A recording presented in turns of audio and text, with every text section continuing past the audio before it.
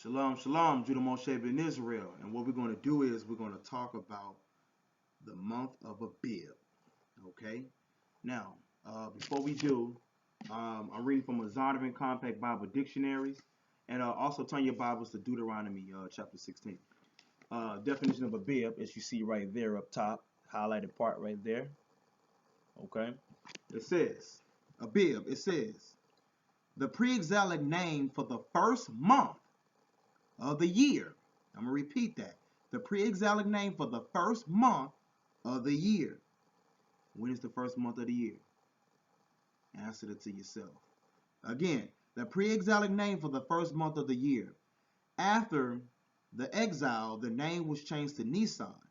It fell about the time of our March and early April. So believe it or not, during the time where you Christians are keeping Easter, all right, it's actually around the time of New Year's, which is the time that you actually supposed to be doing Passover, all right, which is observed during the month of Abib. I just did a lesson a few weeks ago on Good Friday. So Good Friday / Easter, you can check that out on my channel as well. But anyway, Abib in the Hebrew and in English, that's what we're going to be talking about. Now, Deuteronomy 16, I'm starting verse 1. All right, and you're going to learn the physical and spiritual importance on Passover.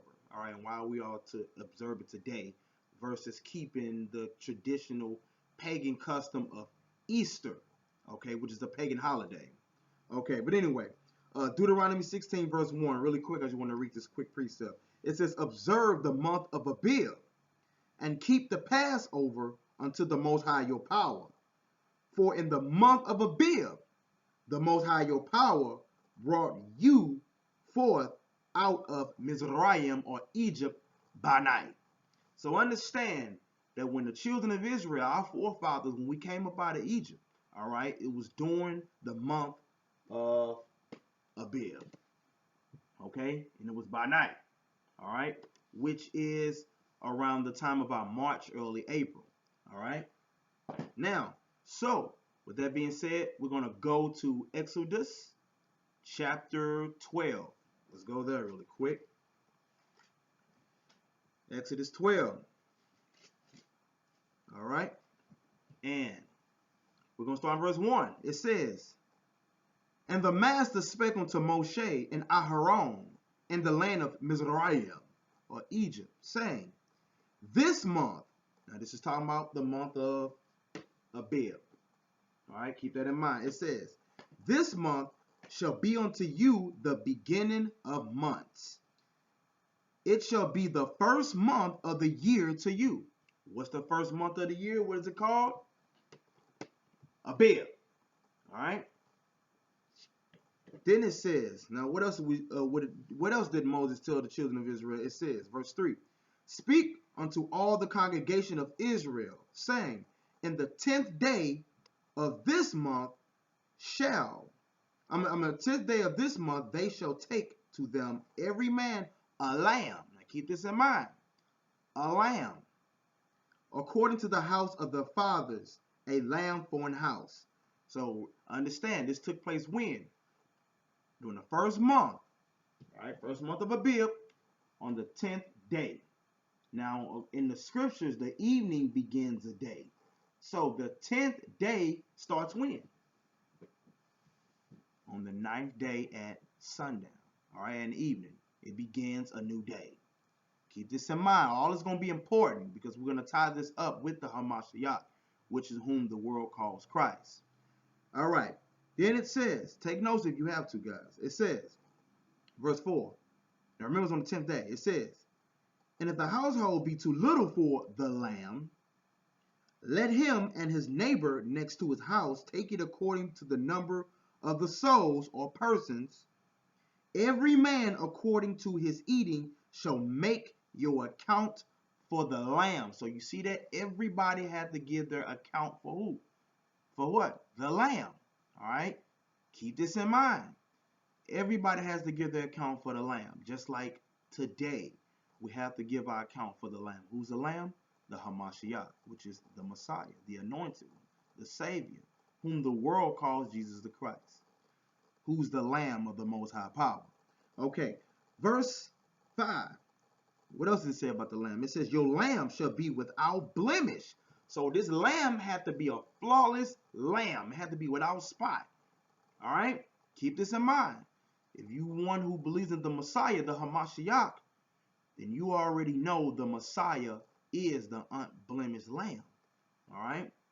Anyway, verse 5 again. Your lamb shall be without blemish, a male of the first year. You shall take it out from the sheep or from the goats. Verse 6. And you shall keep it up until the 14th day, keep this in mind, of the same month, and the whole assembly of the congregation of Israel shall kill it in the evening. So you see this? The lamb had to be selected by the 10th day. It had to be a flawless lamb, right? And this lamb had to be killed by the evening of the 14th day. When does the 14th day start? It starts on the 13th at evening, because remember, the evening begins the day. All right? So the 13th evening is going into the 14th day. All right. Then it says, so keep in mind, the lamb had to be killed by the evening of the 14th day. All right? It says, and they shall take of the blood and strike it on the side post and on the upper door post of the houses wherein they shall eat it. And they shall eat the flesh in that night, roast with fire and unleavened bread, and with bitter herb they shall eat it. So those of you all who have kept the feast of unleavened bread or Passover, Passover, all right, you already know, we eat the lamb with the bitter herbs, right? This you already know. Okay, then it says, verse 9, eat not of it raw, nor sodden at all with water. Don't boil it. It says, but roast with fire, his head with his legs, and with the purtenance thereof. And you shall let nothing of it remain until the morning. All right, so you see that? They did not let the lamb remain until the morning. It says, and that which remain of it until the morning you shall burn with fire. All right. Then it says, and thus shall you eat it, with your loins girded, and your shoes on your feet, and your staff in your hand, and you shall eat it in haste. It is the master's Passover. Now keep in mind, the Hamashiach, or the Messiah, is coming back in haste, right? Don't he tell you in Revelation 22, behold, I come quickly, right? And my reward is with me, right? So he's coming back in quick. He's coming back quickly, all right? Then it says, oh, so get this word in haste, because the Hamashiach is the word. Verse 12, it says, for I will pass through the land of Egypt this night. So notice this was the Messiah that dropped all the firstborn of Egypt. All right, so we also remembering this day. All right, read Exodus chapter 11 on your own time. But it says, and will smite the firstborn in the land of Egypt, both man and beast, and against all the gods of Egypt. So they'll go your Amun-Ra, right? Your Osiris, all of them. Then it says, and it says, I will execute judgment. I am the master, right? The Ha'adan, the Lord. Then it says, and the blood, right? And the blood shall be to you for a token, for a sign, guys. See that? It says, upon the houses where you are. And when I see the blood, I will pass over you. So you see this, guys? You had them been covered by the blood of the lamb, right? In order to be saved. So back then, they were justified by the blood of the lamb. Just like today, we are still justified by the blood of the lamb. Back then, they were justified by the blood of a physical lamb, right? We are justified by the blood of the lamb, which is who? If you don't know the answer, we're going to find out who the lamb is. All right, it says again, verse 13, and the blood shall be to you for a token upon the houses where you are. When I see the blood, I will pass over you. And the plague shall not be upon you to destroy you when I smite the land of Egypt. So to keep the Israelites from being destroyed, they had to have been covered by the blood of the lamb. You see that?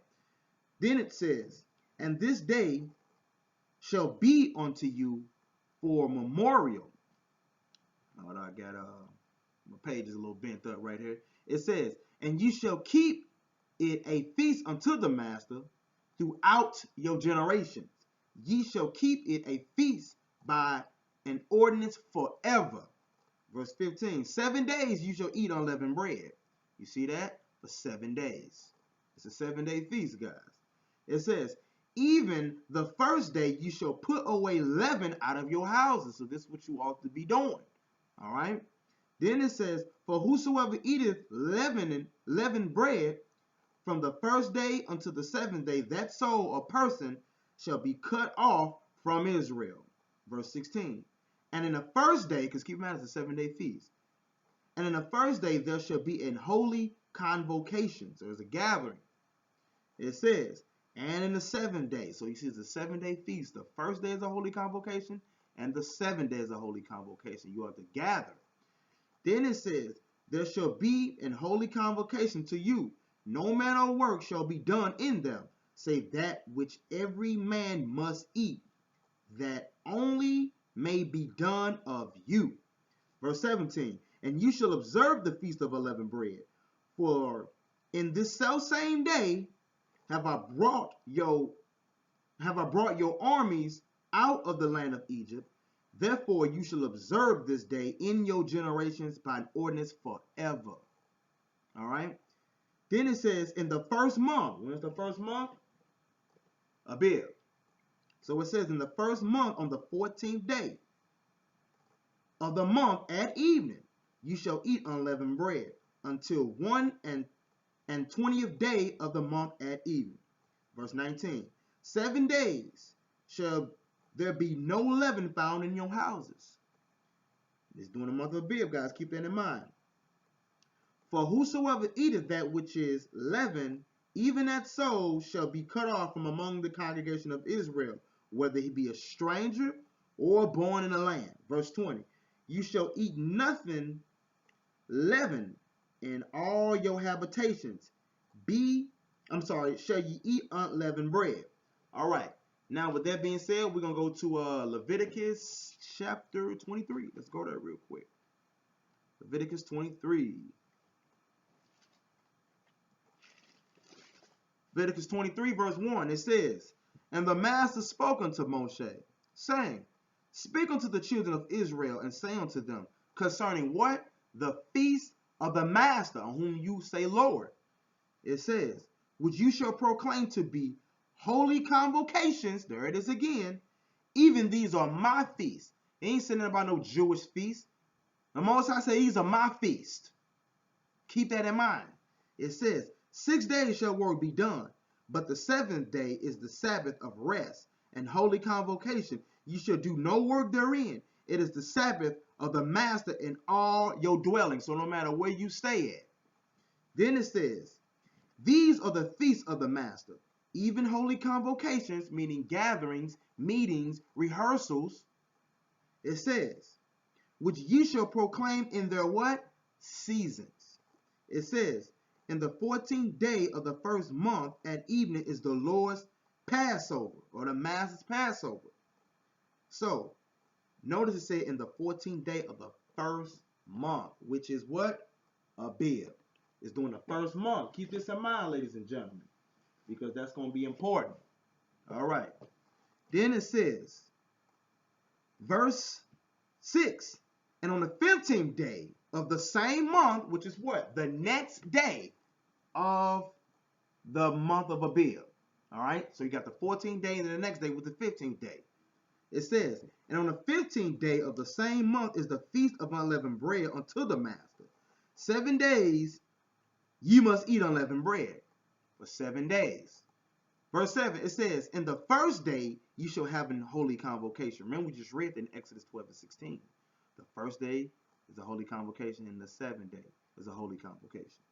It says, you shall do no work therein. All right? Now, with that being said, ladies and gentlemen, now we know that the Passover / unleavened bread feast is kept during the month of Abib. All right? Which is around the time of our March, early April. All right? Which is the real New Year. Not the New Year of the world who keeps January 1st in honor of Janus. All right? A pagan holiday. That's not the New Year's that the Most High set up. All right? He set up a new year. All right, and it was during that new year, which was our first month of the year, during the month of Abib, during the Babylonian captivity known as Nisan. All right, around the 6th century, this was the time where we kept Passover. All right. Now, so with that being said, we're gonna go to John chapter 1. Let's grab that right quick. John chapter 1. All right. John chapter 1, I'm starting verse 25. It says, "And they asked him, and said unto him, Why baptize thou then, if thou be not the Christ, nor Elijah, neither that prophet?" Now they talking to John the Baptist. All right. Then it says, "John answered them, saying, I baptize with water, but there standeth one among you whom you know not. He it is who cometh after me is preferred before me, whose shoe latchet I am not worthy to unloose. These things were done in Beth-Araba, beyond Jordan, where John was baptizing." Verse 29. "The next day John seeth Yahushua, or Jesus, coming unto him, and said, Behold, the Lamb of the Most High, which taketh away the sins of the world." So remember, during the time of Passover, everybody had to give their account for the lamb, right? That was a shadow or representation of the true lamb, who was really selected before the foundation of the world, all right? Which is the Hamashiach, the Messiah, the anointed one. Okay, then it says, which taketh away the sins of the world. Verse 30. "This is he of whom I have said, After me cometh a man which is preferred before me. For he was before me, and I knew him not, but that he should be made manifest to Israel. Therefore am I come baptizing with water." And Yachanan, John, bare record, saying, "I saw the Spirit descending from heaven like a dove, and it abode upon him. And I knew him not, but he that sent me to baptize with water, the same said to me, Upon whom thou shalt see the Spirit descending and remaining upon him, the same is he which baptizeth with the Holy Ghost." All right. It says, "And I saw and bear record that this is the Son of the Most High. And the next day after John stood and two of his disciples, and looking upon Yahushua, or Jesus, as he walketh, he said, Behold, the Lamb of the Most High." So we see that the Messiah was known as the Lamb of the Most High. All right, keep this in mind. Back during the time of when the Israelites were coming up out of Egypt, they had to sacrifice this lamb.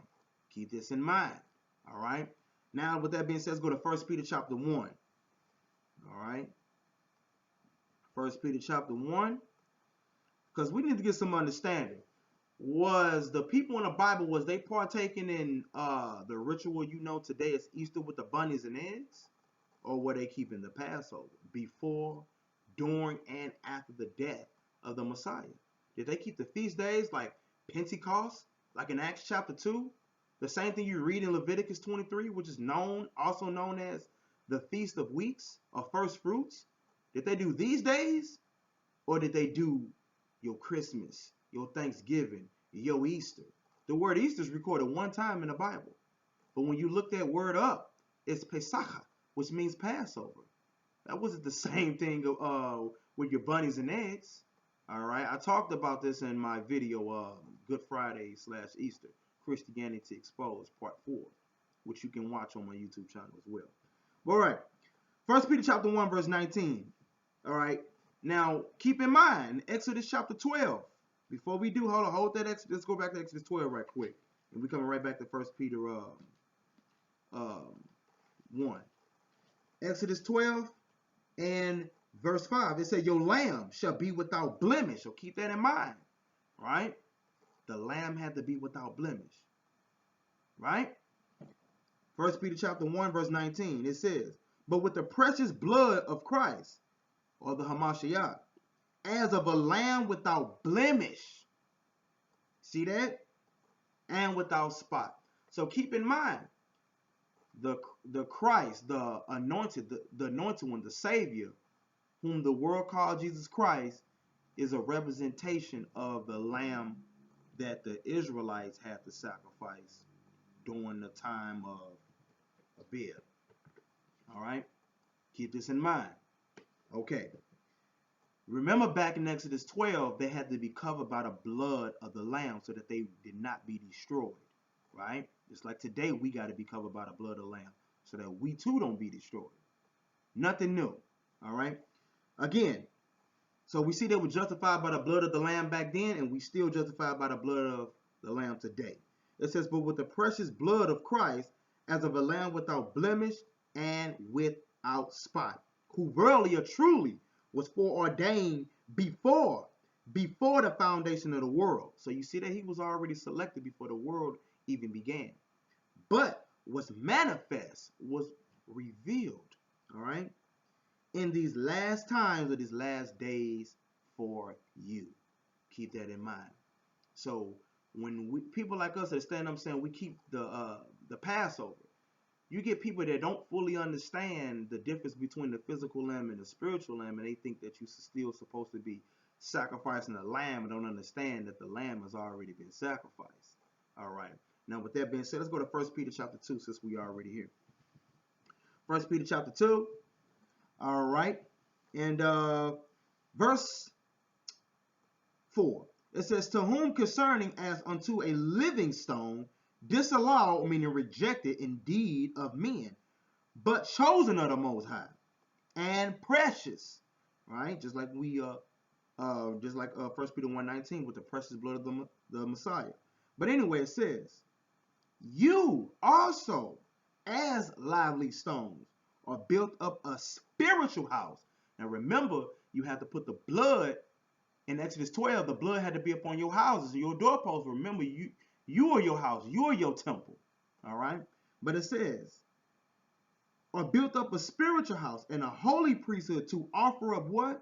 Spiritual sacrifices acceptable to the Most High by Jesus the Christ. All right? So, you see that?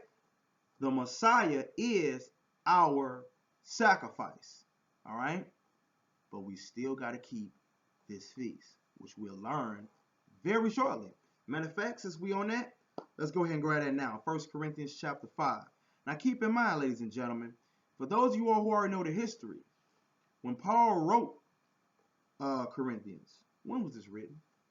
This was written around when? Around 54 to 57 AD. So that means what? Whom the world called Jesus Christ have been already gone almost 60 years. Let's see if we were still supposed to be keeping that Passover. All right. Now, so what I'm going to do is, I'm going to start in verse 1. It says, it is reported commonly that there is fornication among you, and such fornication as not so much as named among the Gentiles, that one should have his father's wife. So now we see the fornication that was going on down there. It said that one would have his father's wife. They were wife swapping, which is in violation of Leviticus chapter 18, verse 8. All right, which is a fornication. You can't cover the nakedness of your father, and that's what they were doing. But anyway, it says, verse 2, and you are puffed up and have not rather mourned that he that hath done this deed, what deed? The fornication, that act, wife swapping, taking your father's wives, what are you talking about? Might be taken away from among you. For I verily or truly as absent in body, but present in spirit. So even though Shaul or Paul, who wrote this, he wasn't physically there, but it was reported to him, right? It was written to him what was going down. So it's as if he was saying, hey, even though I'm not there, I'm there. But then it says, have judged already as though I were present. See that? Because remember, he's writing his letter. It says, concerning him that have done so, that have so done this deed. What deed? He just told you back in verse 1. It says, in the name of our master, Yahweh Shah HaMashiach, or Jesus the Christ, when you are gathered together, and my spirit, with the power of our master, Jesus Christ, to deliver such and one unto Satan for the destruction of the flesh, that the spirit may be saved in the day of the Master Yahushua, or Lord Jesus. It says, your glorying is not good. Know you not that a little leaven leaveneth the whole lump? So one bad thing can spoil it for everything. All right? What else did he say? He says, purge out therefore the old leaven. What does purge mean? Cleanse, get rid of. That you may be a new lump. All right? As you are unleavened. Remember, like the Feast of Unleavened Bread. It says, for even Christ, our Passover, is sacrificed for us. So we see that the Messiah was the Passover, meaning what? He was the lamb. See that? He was our Passover lamb that was sacrificed for us. That's what he's saying right here. All right? But what did he say? Therefore, let us keep the feast. You see that? Therefore, let us keep the feast. Now, why is it that the Messiah had been gone almost 60 years and Paul is still saying, let us keep the feast? That kills the vibration that when Christ died, we no longer have to keep the feast days. You see that? He was writing to his brethren in Corinth, telling them, hey, we still got to keep this feast. Yeah, he was sacrificed for us, but let us keep that feast. But then it says, not with old leaven, neither with leaven of malice and wickedness. So not that old man and coming to the Passover unleavened bread feast with malice and wickedness on your mind. Because think about it, who had malice and wickedness on their mind during the time that Christ walked this earth, doing what you call the Last Supper? Judas Iscariot. See that? Then it says, but it says, with the unleavened bread of sincerity and truth. So you see that? Although the Messiah died, he still said, let us keep this feast. Still got to keep it. Let us keep the feast. All right? Now, with that being said, we know that the Messiah is the Passover lamb. Go to Matthew 12. We know that the Messiah is the Passover lamb, right? So with that being said, let's get some understanding on when did the lamb, who I'm talking about, whom you call Jesus Christ, when did he die? All right, because if he's the Passover lamb, as Paul spoken, we should be able to link him up with the Passover. Because remember, back then, during the month of Abib, right, the lamb had to be killed by the evening of the 14th day. Remember that? The lamb had to be selected on the 10th day, right? And this lamb had to be flawless and without spot. And everybody had to be covered by the blood of the lamb unless they were going to be destroyed. That sounds a lot like the Messiah. Still to this day, right? But hey, don't take my word for it. Let's see. We're going to go to Matthew 12. Let's grab verse 38. All right, it says, then certain of the scribes and of the Pharisees, let's stop there. Now, the scribes and Pharisees were who you call today Jews. Not Jewish people. They were Jews. They were Israelites. But these were people who did not believe that the Messiah, whom you call Jesus Christ, was the anointed Savior, or the Messiah whom what you call the Old Testament was pointing to. All right. So let's see what they said to him. This is some of his own people. It says, then certain of the scribes and of the Pharisees answered, saying, Master, we would see a sign from you. Now keep in mind, they didn't saw all these miracles, but they still saying, just show us a sign. Kind of like today, just show me some proof so I know that that's real. Right? Let's see how he answered. He said, but he answered and said unto them, an evil and adulterous generation seeketh after a sign. And there shall no sign be given to it. Into what? The adulterous generation. But the sign of the prophet Jonah. Verse 40. For as Jonas, or Jonah, was 3 days and 3 nights in the whale's belly, so shall the Son of Man be 3 days and 3 nights in the heart of the earth. So if you turn your Bible to Jonah chapter 1, verse 17, let me read that right quick. It says, now the master or Lord had prepared a great fish to swallow up Jonah. And Jonah was in the belly of the fish 3 days and 3 nights. So let's go back. Matthew 12 and 40 again. For as Jonah was 3 days and 3 nights in the whale's belly, so shall the Son of Man, Christ, be 3 days and 3 nights in the heart of the earth. Where is the heart of the earth? The ground. All right. So he's saying that the sign that was going to be given, that he was going to be in the heart of the earth, which is the grave, for 3 days and 3 nights. Yo, Christians keep that Good Friday, right? Now, I don't want to go too much into it because I already done a lesson on this, a 20-minute video on my YouTube channel already. But they observe Good Friday, and they believe that Christ died Good Friday evening and rose Easter Sunday morning. But you can't get 3 days and 3 nights from Friday evening to Sunday morning. I don't care how you slice it, you don't get 3 days and 3 nights. All right? So that kills that vibration. All right, so keep that in mind. That was a sign that was going to be given to him. So with that being said, let's go to John chapter 12. Let's grab that right quick. John chapter 12. All right. John chapter 12. Now remember, in Exodus 12, the lamb had to be selected on the 10th day. All right. Now, we're going to show how Christ is the Lamb of the Most High, because he died doing when? If you don't know, we're going to find out. All right. John chapter 12, verse 1. Then Yahushua, or Jesus, 6 days before the Passover. And I keep this in mind. When is the Passover supposed to be kept? During the month of Abib, during the 14th day. It says right here, this was 6 days before Passover. All right. So this is 6 days. So this means what? This was on the 8th day. All right. This is on the 8th day. At evening, going into the 9th day. All right. Now remember, this is right before the lamb had to be selected, according to Exodus 12. Let me grab it again just for edification. Exodus 12, right quick. And we're coming right back to John 12. Exodus 12, verse 3, it says, "Speak unto all the congregation of Israel, saying, in the 10th day of this month they shall take to them every man a lamb, according to the house of their fathers, a lamb for an house." Now remember, verse 5 lets you know that lamb had to be without spot, without blemish.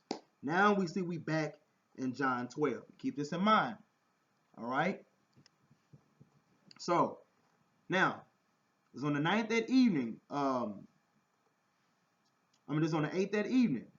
All right, going into the 9th day. It says, then Jesus 6 days before the Passover came to Bethany. Keep that in mind. That's where he came, the city of Bethany, where Lazarus was, which had been dead, whom he raised from the dead. Now remember, this is on the 8th day going into the 9th, right? The lamb had to be selected when? On the 10th day, which begins when?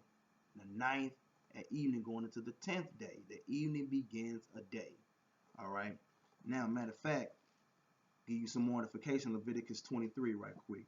Leviticus 23, kind of give an example, verse 32. It says, "It shall be a Sabbath of rest, and you shall afflict your souls. And the 9th day of the month at evening, from evening to evening, shall you celebrate your Sabbaths." All right, so you see that even, that's an example on how evening to evening, that was a day. All right. Now, it says, verse 2, "There they made him a supper, and Martha served, but Lazarus was one of them that sat at the table with them. Then took Mary a pound of ointment of spikenard, very costly, and anointed the feet of Jesus, and wiped his feet with her hair. And the house was filled with the odor of the ointment. Then said one of his disciples, Judas Iscariot, Simon's son, which shall betray him." It says, "Why was not this ointment sold for 300 pence and given to the poor?" This he said, not that he cared for the poor, but because he was a thief, and had the bag and bare what was put therein. So you see that he didn't care about the poor. You see that? Verse 7, "Then said Jesus, or Yahushua, let her alone. Against the day of my burying have she kept this. For the poor always ye have with you, but me you have not always." Verse 9, it says, "Much people of the Jews therefore knew that he was there. And they came not for Jesus' sake only, but they might see Lazarus also, whom he raised from the dead. But The chief priests, and remember these were his own people, these were Israelites too, our ancestors, consulted that they might put Lazarus also to death, because that by reason of him many of the Jews went away and believed on Yahweh or Jesus. On the next day, now you see that? Remember verse 1, let us know it was 6 days before Passover, was the 8th day, going into the 9th. Now we see this is the 9th at evening, going into the 10th day. It says, on the next day, much people that were come to the feast, when they had heard that Jesus was coming to Jerusalem, took branches of palm trees. Now this is where most Christians get the concept of Palm Sunday. It says, and went forth to meet him and cried, Hosanna. That means save us.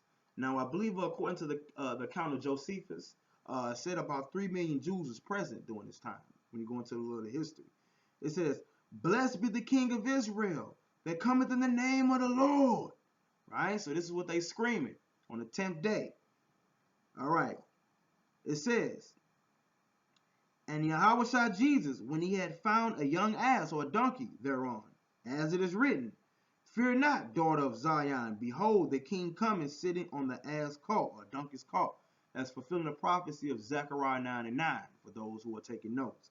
It says, these things understood not his disciples at the first, but when Jesus was glorified, then remember they that these things were written of him, that they had done these things unto him. The people, therefore, that was with him when he called Lazarus out of his grave and raised him from the dead, bear record. Now keep this in mind. All right, this is taking place going into the 10th day. It's the same day that the lamb had to be selected. So now we can go get Matthew's account of the same day on the 10th day. Remember, the lamb had to be killed by when? The evening of the 14th day. When does the evening start? The 13th at evening going into the 14th day. From sundown to sundown begins a new day.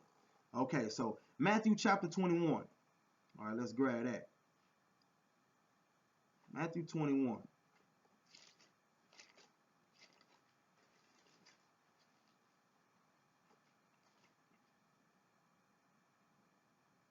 All right. Now, for time's sake, you can read verses 1 through 22. All right, this is the same day, but I'm just for time's sake. We're going to go to verse 23. Now, remember, this is on the same day, 10th day. All right, it says, all right, it says, now I'm going to start in 22. All these things whatsoever you shall ask in prayer, believe you shall receive. And when he was coming to the temple, the chief priests and the elders of the people came. So where was this at? In the temple. It says, unto him as he was teaching. What was he teaching? In the temple. It says, and said, by what authority dost thou these things? And who gave you this authority? Because remember, those who had the authority back then were who? The chief priests. Right? So he in the temple teaching it. Who gave you this authority? Who gave you what right? Who telling you that you can do this? You know. Now it says, verse 24, and Jesus answered and said unto him, I will also ask you one thing. Like, you got a question for me? I'm going to ask you a question. It says, which if you tell me, and likewise I will tell you by what authority I do these things. So if you answer my question, then I'll tell you by who gave me this authority. It says, the baptism of John. Whence was it? Like, where did it come from? That's what he asked him. From heaven or from men? So that's the question that he asked them. And it says, and they reason among themselves. So they hold it up, right? It says, if we say from heaven, he would say unto us, why did you not believe on him? So you see that? They already know that they can't say from heaven. You see that? Then it say, but if we shall say of men, we fear the people, for all hold John as a prophet. So they couldn't say that the baptism of John came from John. Why? Because everybody knew he was a prophet. So you better not have said it came from a man. That would have been blasphemy. Nor could they say it came from heaven. You see that? Then it says, and so this is after they didn't huddle up. This is when it came to him. And they answered Jesus and said, we cannot tell, meaning we don't know. And he said unto them, neither tell I you by what authority I do these things. All right, well, fine. And you don't know, I don't know either. You see that? Because if you would have said from heaven, then again, he's like, well, why you don't believe on me then? You see that? Okay. So we see that they were, this is on the 10th day. Notice that they were examining, when you're looking at the spiritually, they was examining the lamb, and he was found flawless. All right? All this took place on the 10th day, because on the 10th day, you had to examine the lamb. This lamb had to be without spot, without blemish. It had to be killed by the eating of the 14th day. Keep this in mind. Now, with that being said, let's go to John chapter 19. All right, we're going to go to John 19. John 19. All right. I'm sitting here getting comfortable with y'all. Sitting Indian style. John 19, that's where we're going next. All right, keep this in mind. The Lamb of the Most High had to be killed by the end of the 14th day. Flawless, right? All right. John chapter 19, I'm going to start in verse 31. It says, now, this was doing, matter of fact, I'm going to bag it up a little bit. I'm going to go to 14. It says, and it was preparation of the Passover, and by the 6th hour. So this is around the time of noon. It says, and he said unto the Jews, behold your king. So remember, this took place when? During preparation day. All right. This was the 14th day. So this is the day that the Messiah died. All right. So on preparation day, you have to prep the lamb. Right. During the time of what you call the Old Testament. So now we see right here during the 14th day, Christ, whom the Lamb of the Most High is the Lamb of the Most High who's being prepped. He's the lamb that has to be prepped. All right. Why? Because he's the Lamb of God that was sacrificed for us. So it says, and it was preparation of the Passover, and about the 6th hour. And he said unto the Jews, behold your king. But they cried out, away with him, crucify him. Pilate said unto them, shall I crucify your king? The chief priests answered, we have no king but Caesar. So you see this? This is doing when? Preparation day, doing Passover. It says, then delivered him, therefore unto them to be crucified. And they took Jesus and led him away. And he, bearing his cross, went forth into a place called the place of a skull, which is called in the Hebrew Golgotha. So now you learn another Hebrew word, Golgotha. It says, where they crucify him, and the two other with him on either side, one, and Jesus in the midst. And Pilate wrote a title and put it on a cross, and the writing was, Jesus of Nazareth, the King of the Jews. All right.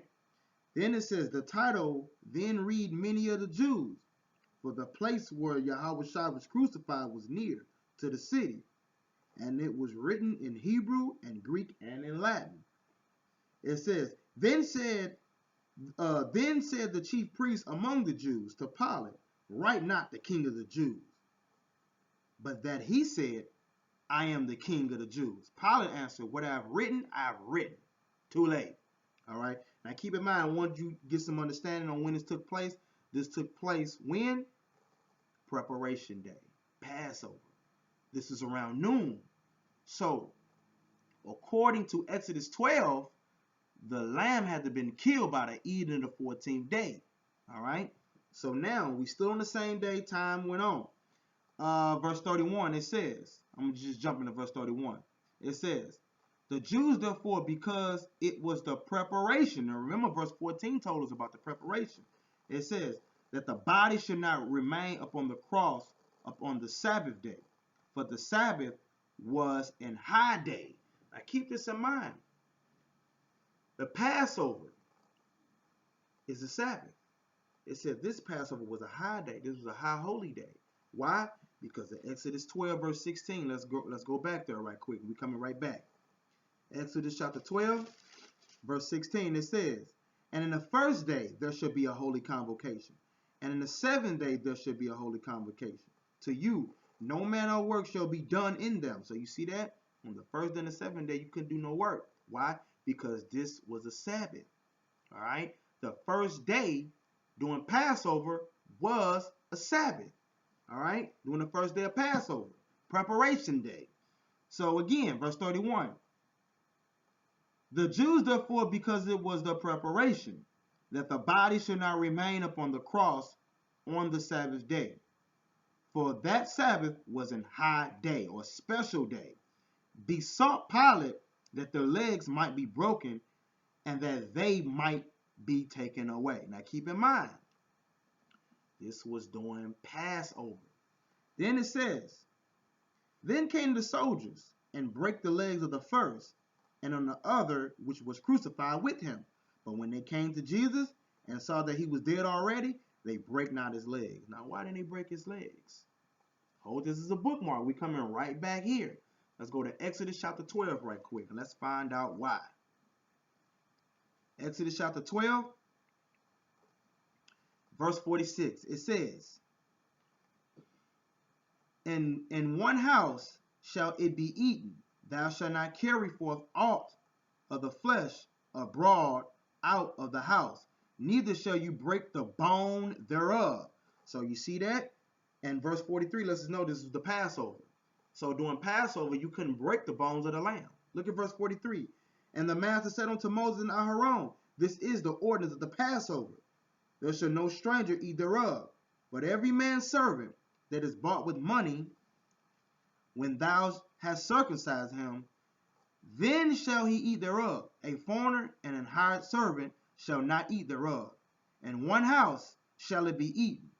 Thou shalt not carry forth aught of the flesh abroad out of the house, neither shall you break a bone thereof. So you see that again. The bones of the lamb could not be broken. Let's go to Psalms chapter 34. Let's read that right quick. Psalms 34 and 20 is where we go. Psalm 34 and 20, a prophecy about the Messiah. It says, he keepeth all his bones, not one of them is broken. So you see that? The bones of the lamb could not be broken during the time of Passover, during the month of Abib. In the same way, when Christ died, his bones wasn't broken. Why you see the parallel? Because he was the lamb. All right? Everything that happened to the lamb back then happened to the Messiah. Okay. Verse 33 again. John chapter 19, verse 33. All right? It says, I'm starting 32. Then came the soldiers and brake the legs of the first and of the other, which was crucified with him. So the people that was crucified, that was between Christ, they got their legs broken. It says, but when they came to Jesus and saw that he was dead already, they brake not his bones. But one of the soldiers with the spear pierced his side, and forthwith came there out blood and water. So you see that? The land was being drained, just like Exodus 12 and 7. All right, it says, and he saw it, bear record, and his record is true, and he knoweth that he saith true, that you might believe. For these things were done that the scripture should be fulfilled. A bone of him shall not be broken. That's Psalms 34 and 20, which we just read. All right. And another scripture said, they shall look on him whom they had pierced. Let's go to Psalms 22 right quick. Psalms 22. Square that. And we're going to get verse 16. Psalms 22. All right, it says, for dogs have compassed me. The assembly of the wicked have enclosed me. They pierce my hands and my feet, that I may tell all my bones. They look and stare upon me. All right. So we see that that was being fulfilled. All right. Now, so with that being said, let's go to Matthew, and we're going to go to chapter 28. All right. And before we do, I want to share a little something with you. When you look at the Tetragrammaton, All right, the tetragrammaton is what you know is the 4 letters. So some people, you know, when you see the YHWH, all right, the tetragrammaton, which is in the Hebrew, which is from right to left. I'm going to write it out for you. From right to left, that's the YHWH, Yod, Hey, Vav, Hey. All right, the tetragrammaton. All right, now when you go into the ancient Hebrew, it'll look like this. And I'm going to write them under each letter.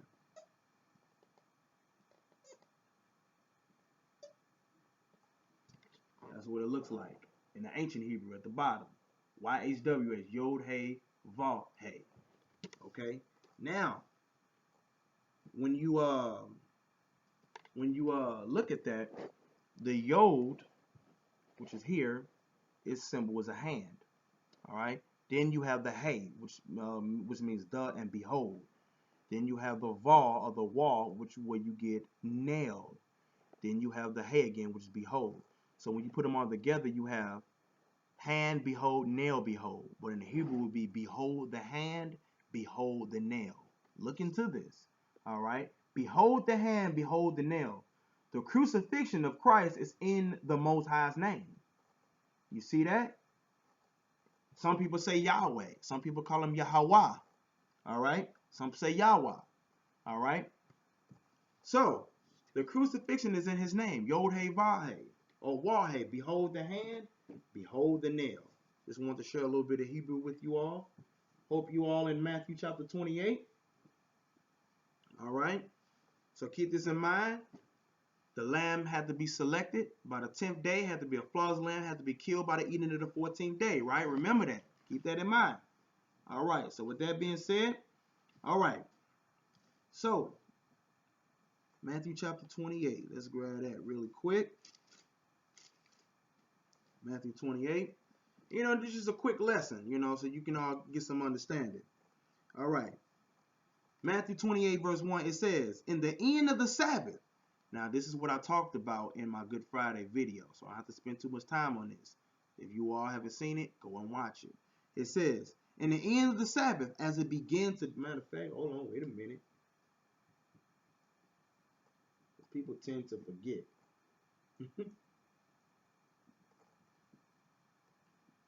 Don't forget, this took place at the end of the Sabbath, which is the 7th day. Okay, keep this in mind. All right. It says, in the end of the Sabbath, as it began to dawn toward the first day of the week. So now it's heading toward the first day of the week. But when is it? The end of the Sabbath. Don't forget this.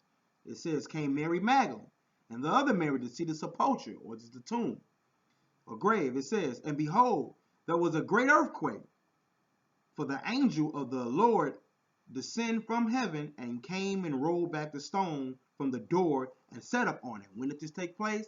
At the end of the Sabbath. His countenance or appearance was like lightning, and his raiment white as snow. His clothes or garment. It says, now when did this take place? The end of the Sabbath, which is the 7th day.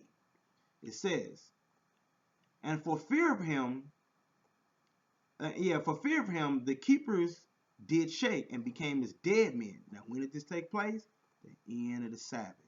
It says, and the angel answered and said unto the women, fear not, fear not ye, for I know that you seen Yahweh, or some would say Yahshua, or Yahweh, or Yahoshua, which was crucified. Now, when did he tell them this? At the end of the Sabbath. It says, he is not here. So when did they say he wasn't here? At the end of the Sabbath. Then it says, for he is risen. And he said, come and see the place where the Lord lay. This took place when? At the end of the Sabbath. It says, and go quickly and tell his disciples that he is risen from the dead.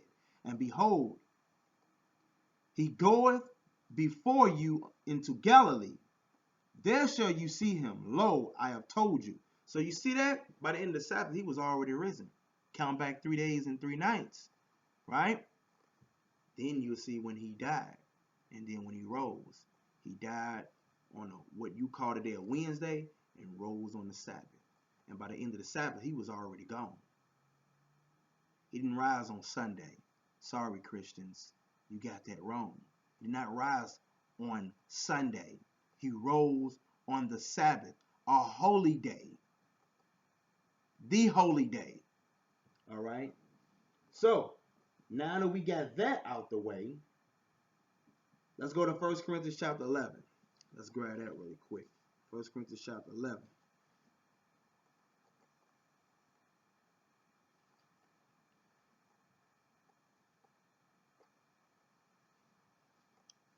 All right, 1 Corinthians chapter 11. All right, and I'm going to start in verse 18. For first of all, when you come together in the church, I hear that there be some divisions among you, and I partly believe it. For there must be also heresies among you, that they which are approved may be made manifest among you. When you come together, therefore, into one place, this is not to eat the Lord's Supper. Verse 21. For in eating, everyone taketh before other his own supper, and one is hungry, and another is drunken. What? Have you not houses to eat and drink in? So, when you go and keep this feast of the Passover, this ain't about eating and drinking. Oh, dog, I gotta get some of that lamb. You know, and not even about what you're gonna be wearing. I mean, don't get me wrong, you get people that's gonna be looking nice and all that. That's cool. But remember why we keeping this feast. All right? Remember that. All right. Then it says, verse 22 again, what? Have you not houses to eat and drink in? Or despise ye the church of the Most High, and shame them that have not? What shall I say unto you? Shall I praise you or commend you in this? I praise you not. No. All right. Now, and for those of you who are inviting people, you know, to the Passover and all that, make sure you give them the understanding on what they're gonna be partaking in. All right. This ain't no feast to where you just coming to eat. This ain't no golden corral. All right. Verse 23. For I've received of the Lord that which also I delivered unto you, that the Lord Jesus, the same night in which he was betrayed, took bread. Now he's reflecting back on Matthew 26. Matter of fact, we'll grab that too after this. And when he had given thanks, he broke it and said, take, eat. This is my body, which is broken for you. This do in remembrance of me. So you know, when you Christians, when you do the communion, guess what? They done this during Passover. See that? Not every first Sunday. Verse 25. After the same manner also he took the cup, and when he had supped, saying, this cup is the New Testament. Testament mean what? Covenant, contract, binding agreement. But anyway, it says, this cup is the New Testament in my blood. This do ye as often as you drink it in remembrance of me. How often did they do it? Every Passover. Then it says, for as often as you eat this bread and drink this cup, you do show forth the Lord's death till he come. You proclaim his death. It didn't say nothing about his resurrection. Yeah, we know he rose after 3 days and 3 nights. We know that. But he said proclaim his death. Honor his death, not his resurrection. So that kills the vibration of the why you keeping Easter Sunday, which is a pagan ritual celebration in the deity of Ishtar, the fertility deity. But that's another topic. Just look up the pagan orders of Easter. Nobody done that. All right. But guess what they did do in the Bible? Passover. All right. Those who follow Christ did. Verse 27. Wherefore, whosoever shall eat this bread and drink this cup of the Lord unworthily shall be guilty of the body and blood of the Lord. So you see that? If you coming out with malice and wickedness on your heart, you coming in just to eat and all that, and you eat this unworthily, it would be just as if you killed the Messiah yourself. It says, but let every man examine himself, and so let him eat that bread and drink of that cup. So it's not for you to be at the Passover like, look at Johnny over there, look at Chris and Tony over there. You know. No, let every man examine himself. All right, so it's not up to you to decide. Yeah, He gonna have a judgment day, no doubt. But every man ought to examine himself. It says, but let every man examine himself, and so let him eat of that bread and drink of that cup. For he that eateth and drinketh unworthily, eateth and drinketh damnation to himself, not discerning the Lord's body. So you see that? Don't be coming up with malice and wickedness on your mind. Wickedness on your heart and eating unworthy to yourself. Then it says, because if you do that, eating damnation to yourself, right? Coming up with malice and wickedness on your mind, right? On your heart. It says, for this cause, meaning this reason, many are weak and sickly among you. So those who eat unworthily, I'm going to read it again. For this cause or reason, many are weak and sickly among you, and many sleep, meaning many are dying. Many are dying. Why? Because they ate at the Passover unworthily. Don't let that be you. But keep in mind, let every man examine himself. It says, for if we would judge ourselves, we should not be judged. But when we are judged, we are chastened or disciplined of the Lord, that we should not be condemned with the world. Wherefore, my brethren, when you come together to eat, tarry one for another, wait for one another. See that? Show some brotherly love. It says, and if any man hunger, let him eat at home. This ain't no golden corral. That's what he was talking about back in verse 22. When he said, what? Have you not houses to eat and drink in? So back to the last verse. And if any man hunger, let him eat at home, that you come not together unto condemnation. And the rest will I set in order when I come. So keep in mind, Passover is not to just, that lamb gonna be good, dog. And no.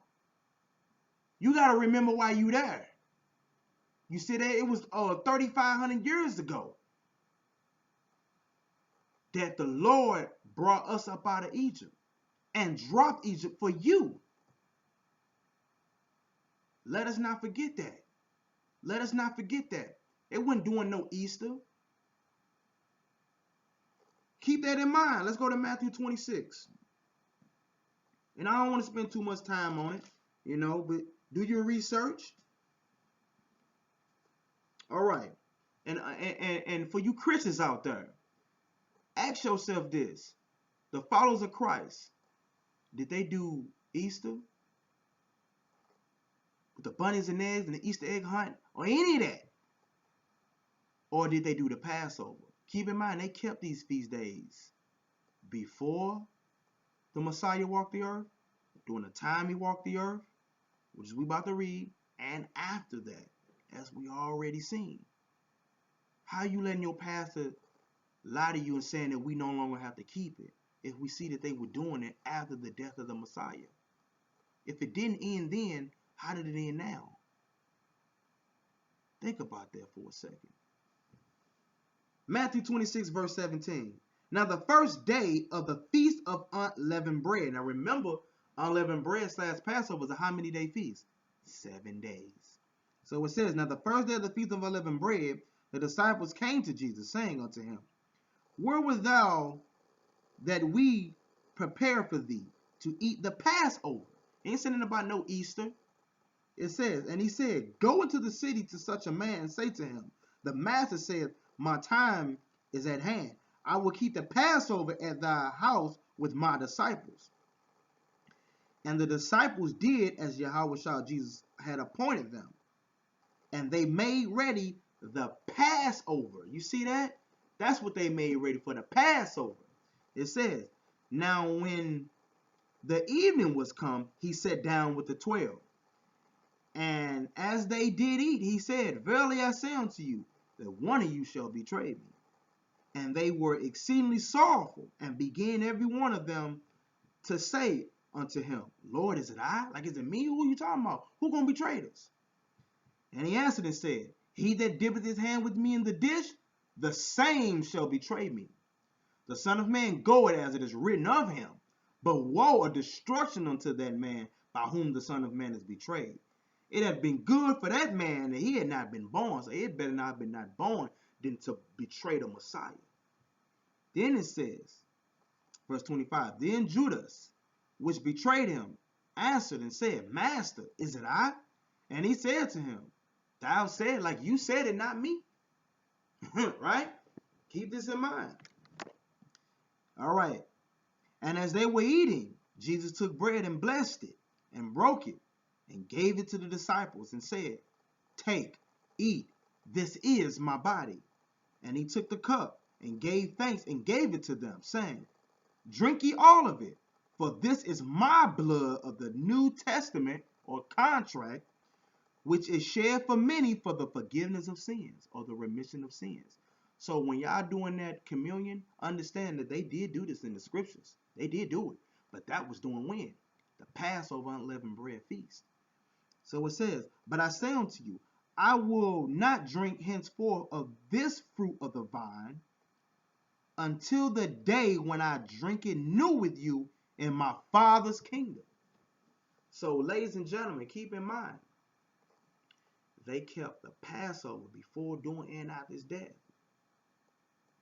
So, what are you doing today to honor his death, to show forth the Lord's death till he come? Are you doing the Easter rituals, or are you doing exactly what they did in the scriptures? Because keep in mind, 50 days from Passover is Pentecost. Pentecost means count 50, or 50th day. Matter of fact, where's my Zondervan Dictionary? Look at the definition of Pentecost really quick. And if you have the Zondervan Dictionary, look it up. Because we're going to look this up. And we're going to get some understanding. Because you get people today that's in the Pentecostal religion, but don't even keep the Feast of Pentecost. How silly is that? Let me get my highlighter real quick. Do I still have it? Yeah, here we go. Because I want you to see this. And if you had the Zondervan Dictionary, it's on page 446.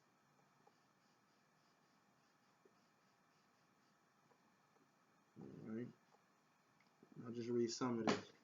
What you see right here. Pentecost. All right. So it says Pentecost. The word derives from the Greek. Why? Because remember, what you call the New Testament was translated from what language? The Greek. That's why it's saying this.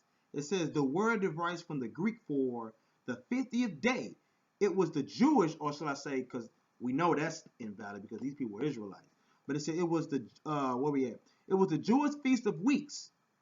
So you read that in what you read in Leviticus 23, verse I believe it's like 14 through 18. But anyway, it says variously called the Feast of Harvest, Exodus 23 and 16, or the Day of the First Fruits, Numbers 28:26, which fell on the 50th day after the Feast of the Passover. The exact method by which the date was computed is a matter of some controversy. Originally, the festival was the time when the appropriate ritual and ceremony, the first fruits of the corn harvest. Now, keep in mind, let's go to Acts chapter 2 real quick, because a lot of Christians read this verse all the time, but don't fully understand it. Acts chapter 2 verse 1, it says, "And when the day of Pentecost was fully come, they were all with one accord in one place." Notice it said the day of Pentecost, not the religion of the Pentecostal church. It said the day of Pentecost. What's the day of Pentecost? It was the first fruits. It was the Feast of Harvest, the Feast of Weeks, the feast that was kept 50 days after the Passover. Keep that in mind, ladies and gentlemen. Go to Acts 20 right quick. Acts chapter 20. Acts chapter 20 and verse 16. It says, "For Paul had determined to sail by Ephesus, because he would not spend the time in Asia, for he hasted, he was in a hurry, if it were possible for him to be at Jerusalem the day of Pentecost." You see that? The day of Pentecost. Let's go to 1 Corinthians chapter 16. 1 Corinthians chapter 16.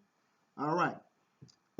Verse 7. It says, "For I would not see you now by the way, but I trust to tarry a while with you," or stay a while with you, "if the Lord permit," or Lord's willing. "But I will tarry at Ephesus until Pentecost."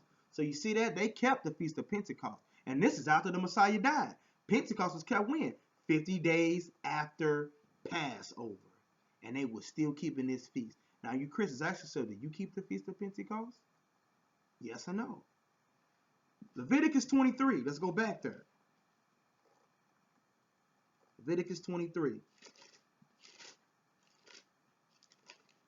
All right.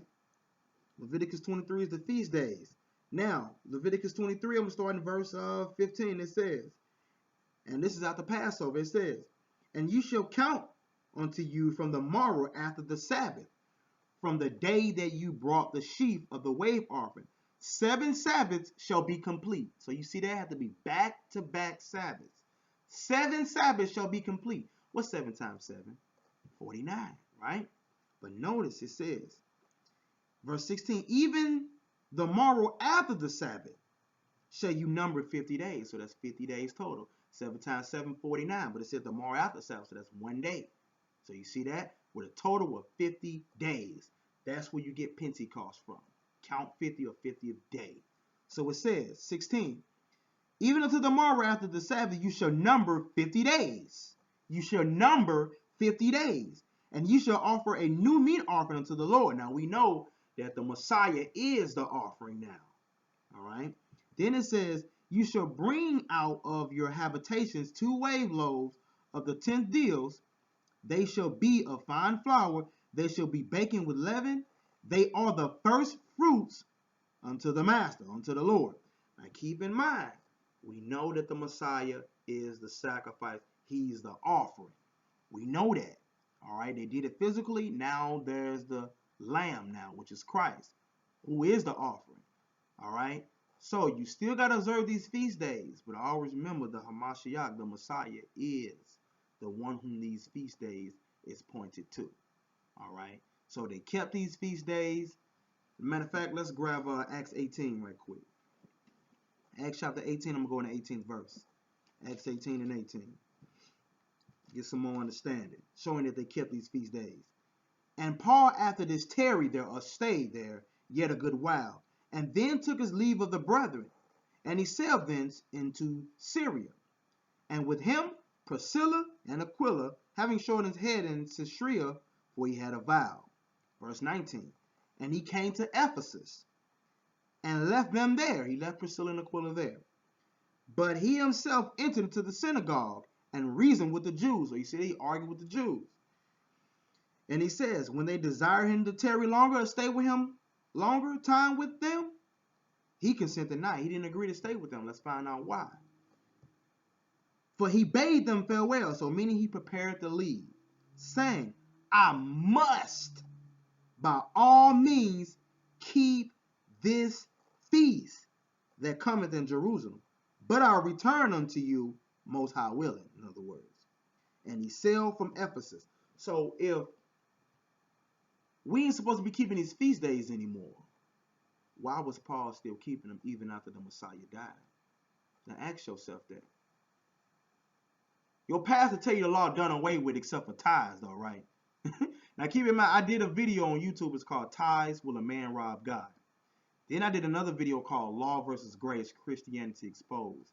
These are great videos that you ought to watch.